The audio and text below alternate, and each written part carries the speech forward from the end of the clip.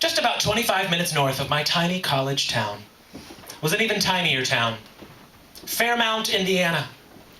Fairmount is one of those Indiana towns where not much has changed since the early 60s. Some parts maybe even the 50s.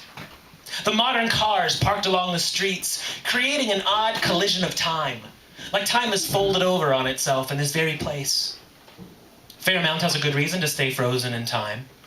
In 1955, the town's claim to fame, James Dean, died tragically when his Porsche Spyder collided with an oncoming car on a lonely California highway. His body was returned to Fairmount and buried there in Park Cemetery. By my sophomore year of college, I was so full of angst and darkness that you could often catch me strolling through the village alone, smoking and lost in thought. "What you thinking about, James Dean?" someone once said. It sort of stuck. I heard it more than once. So it naturally came up in conversation at some point that James Dean's grave is a quick drive away. Well, you can't pass that up. I decided to go the next day after anthropology class. I didn't really know anything about James Dean. I'd heard of the movie Rebel Without a Cause, but I'd never seen it.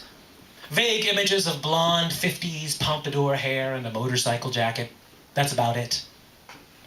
That night, at the mom and pop video rental store near campus, I rented East of Eden, which according to the awkward kid behind the counter was his first and best film.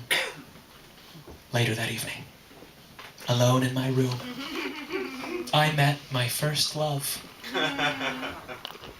First thing one would notice upon popping in a VCR copy of East of Eden, after rewinding, someone wasn't kind,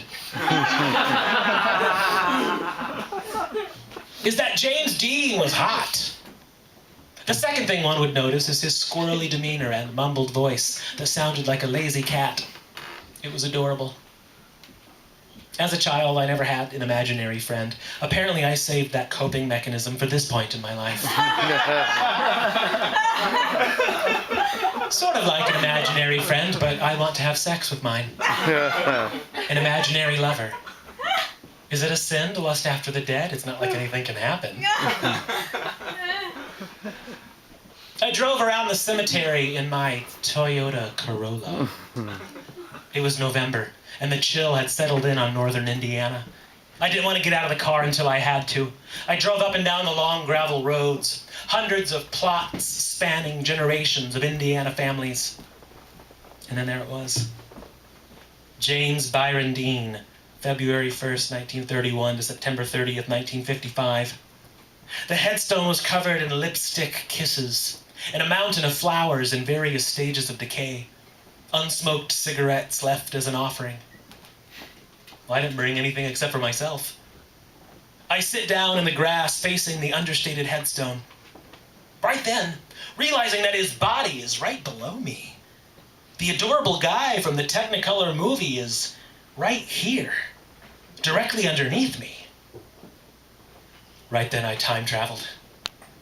I'm standing in a long hallway, very long and shadowy. Occasionally there's a window where dusky sunlight attempts to brighten up the place, but not a chance. This hallway is so long it would take 50 years to walk the length of it.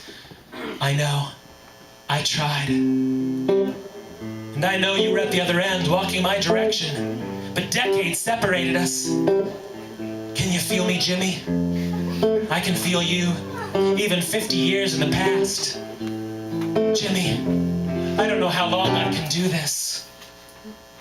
If I could walk through time, I'll do it for you. I would run through time, I'll do it for you, and bring you back here with me. Wait, Jimmy, stop. You shouldn't come here. The world has changed so much. First of all, the whole loner on a motorcycle thing is so totally 21 Jump Street. Now the new thing is crotch rockets.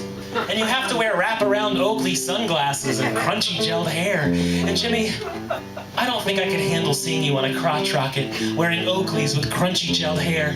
I couldn't handle it, Jimmy. No, you stay there. I'll come to you. I can leave behind my VCR, my computer lab, really fucking slow internet porn. I'll do it for you, Jimmy. Before this moment in time, I was lost, could not find my way. Now you are calling me, leading me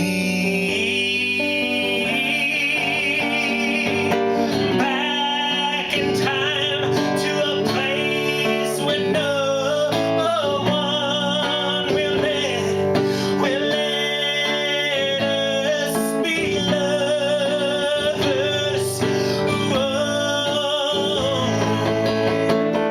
So let me sleep in your grave tonight. I'll hold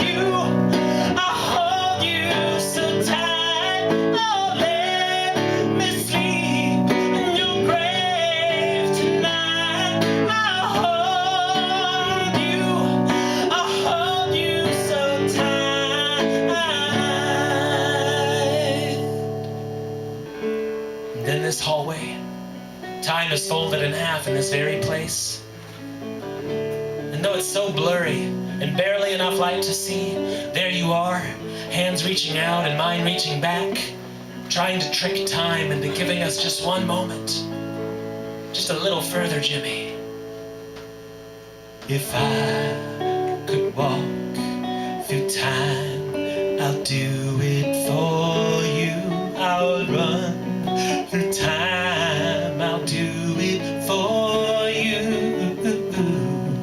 and bring you back here with me.